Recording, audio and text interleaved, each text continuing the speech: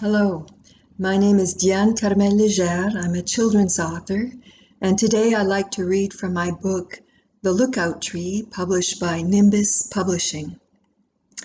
It's actually my very own translation of my first book, La Butte à Pétard, that I wrote 31 years ago. It was published and used in schools and reprinted ever since.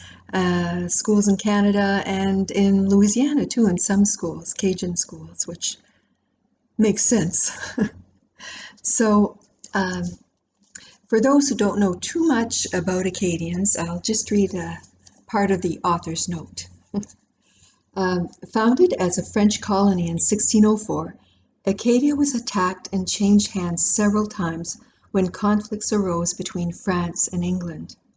The Acadians, who were mostly farmers, did not wish to bear arms against France or England. Whether under the control of the French or the English authorities, the Acadians had managed to live in peace and harmony with the Micmac ever since 1604. Had they taken up arms against the French soldiers, they would have been fighting against Acadians, some of their relatives, on Île Saint-Jean, Prince Edward Island, or on Île Royale, Cape Breton Island. So they didn't want to do that, and they were used to negotiating and kind of like a democracy, elected people in their village to send them because they weren't used to king and queens. They'd have a governor, and they were left on their own a lot to govern for generations. So that's how they lived for a while anyway. So they'd be enemies for the first time, and enemies with the Micmac, which really they were their best allies since the very beginning. Excuse me. So Acadians were declared French neutrals in 1713 during the Treaty of Utrecht, and they continued a prosperous existence as British subjects until 1755.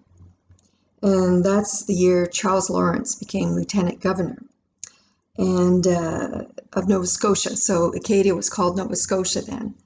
And he decided he wanted to deport the Acadians and confiscate their farmland, homes, cattle for future English settlers or Protestant settlers. So he knew that the Acadians wouldn't sign to take up arms against French, English, or Micmac. That was their history, So even the ones that signed to take up arms because they want to protect their family, their families, they were deported. He wanted to get rid of every single Acadian. So the Acadian deportation lasted several years. Acadians called this period and subsequent relocations Le Grand Dérangement, the Great Upheaval. The majority of Acadians were forced aboard overcrowded ships and deported to the 13 colonies, later the United States, where they were not welcome and endured great hardship. Hundreds died aboard the vessels, 1/3 of the 10,000, or drowned. Families were separated, never to see each other again. In 1755, there were roughly 14,000 inhabitants of French origin in Acadia, Acadians. Of these, approximately 10,000 were deported, and the rest fled to New France or hid in the forests, often with the help from the Micmac. And my ancestors were part of those groups. They say roughly 1,000 Acadians never left the Maritimes. They hid in the woods, like the Légers and Leblancs, my family. So that wasn't easy, and it was very dangerous because they were trying to avoid capture, and most of them were children, so that was very, very difficult. So I would like to read the excerpt now that you know a little more about Acadians. So on the cover we have Fidèle, he's 11, and his sister Prémélia is 12. And they live in my village, and there were 3 hideouts in the Memramcook Valley where I grew up in southeastern New Brunswick. And one of them was behind my village called La Butte à Pétard, today Memramcook. 11-year-old Fidèle paddles down the winding Memramcook River. His father has entrusted him with an important task. He must find Quipu, a Mi'kmaq man who may have the latest news since the British capture of Fort Beauséjour. Has war broken out again between France and England after 40 years of peace? The waves grow larger as Fidèle nears Chipoudy Bay, where the Memramcook River meets the Petitcodiac River. Near La Pointe Rocheuse, the wigwams appear to have been abandoned. Have the Mi'kmaq changed campsites as they did at La Butte à Pétard? Fidèle notices a thin line of glistening mud on the shore. Oh, the tide's going out, he thinks. I should be going back. The tide falls very quickly in this part of Acadie. Twice a day, the rivers of the Baie Française drain to almost a trickle. One must know them well before venturing out in a canoe. Wisely, Fidèle turns the canoe around. Fidèle! The boy turns to see a canoe rounding the rocky point. It's Kitpoo!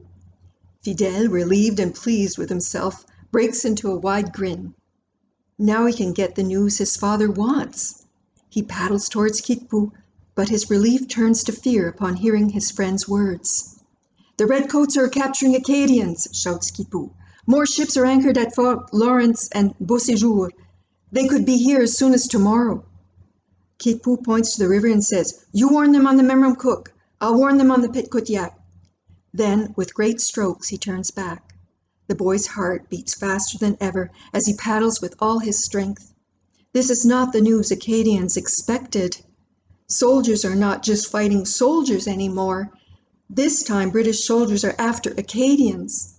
Will he be able to warn all of the Acadian families along the crooked river with its many twists and turns slowing him down? With fear fueling a newfound strength, Fidèle continues on the Memramcook. Just past La Pointe à Bouleau, he shouts to some farmers baling hay in the marsh. The redcoats are coming to capture us! The men wave back and run toward their farms. One of them heads toward the church to ring the bell. Fidèle will not need to alert anyone for some distance. He's able to reach the riverside just below his village before the muddy riverbed stops his canoe. Fidèle warns more Acadians in the marshes as he runs home to La Butte à Pétard.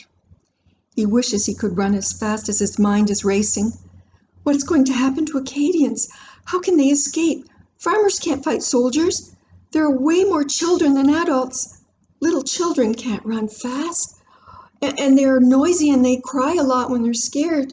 Oh, mon Dieu, what about Mama who'll be having her baby soon? Babies cry all the time. His heart beats quickly. With a sudden burst of strength, Fidèle runs faster. Tears fly from his cheeks. Papa will know what to do, he keeps reminding himself. Papa will know what to do. And it must have been terrible for the parents to see many, many children dying in those refugee camps. So that's why Acadians celebrate the 15th of August, that we're still here.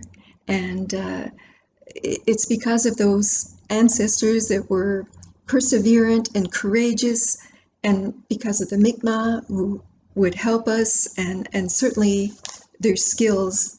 We had learned from them a long time ago how to survive, but during the deportation years, they often defended us too. So thank you for listening to my story, The Lookout Tree. And if you're interested in more stories on Acadians, historical fiction is my fave. I write other books too, but you can check out my website at dianecarmelléger.com.